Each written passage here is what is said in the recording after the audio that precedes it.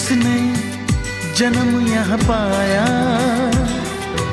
कल जिसको झूले में झुलाया, कल जिसने जन्म यहाँ पाया, कल जिसको झूले में झुलाया, नजदीक सुलाया, गोदी में उठाया, कांधे पे घुमाया, जिसे चलना सिखाया, क्या ये वही लड़का है? क्या ये वही लड़का है? हाँ हाँ, क्या ये वही लड़का है? ओ, क्या ये वही लड़का है? कल तक जो नन्ही सी लली थी, कोमल सी जूही की कली थी, कल तक जो नन्ही सी लली थी, कोमल सी जूही की कली थी, वो तोतली बोली अरे कितनी भली थी, वो जिसकी सीमा बस घर से गली थी, क्या ये वही लड़की है? क्या ये वही लड़की है? क्या ये वही लड़की है? ओ, क्या ये वही लड़की है?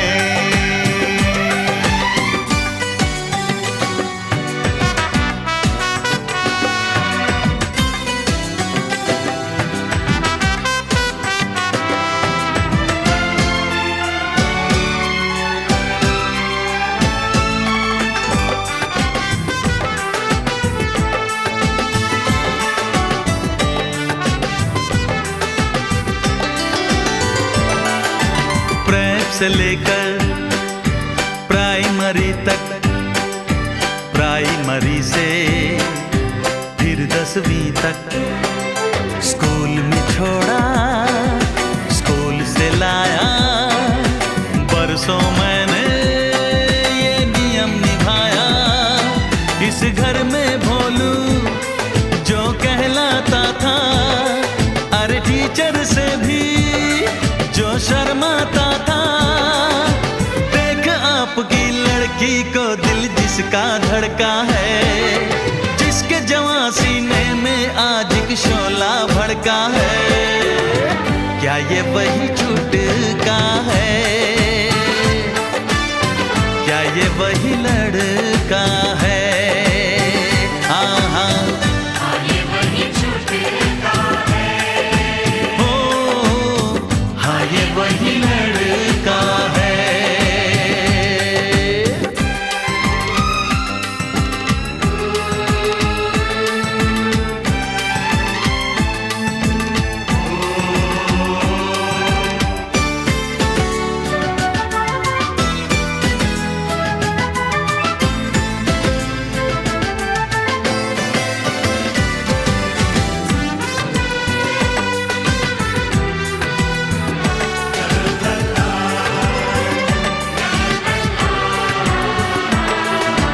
तितलियों के पीछे जो दौड़ा करती थी, परियों के चित्रों में रंग भरती थी, कब ये कली से फूल बन गई, प्रेम से जोड़ी प्रेम की डोरी, कब मैं बूढ़ा हुआ न जाना, जाने कब ये हो गई किशोरी, गुड़ियों की शादी कल जिसने रचाई, होने वाली है कल जिसकी विदाई, मिलके जिसे मेरे शहजादे की तबीयत फड़की है, अज मिलके जिसे छोटे साहब की तबीयत फड़की है, क्या ये वही लड़की है?